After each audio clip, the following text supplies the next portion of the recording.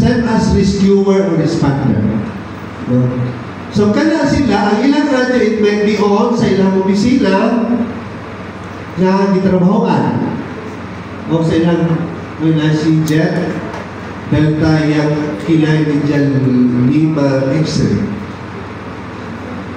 Ang mga rescuer, nagagamit ko ng quad relation sa ilang trabaho. Ang tagyan ng mga radyo, it might be sa ilang opisina.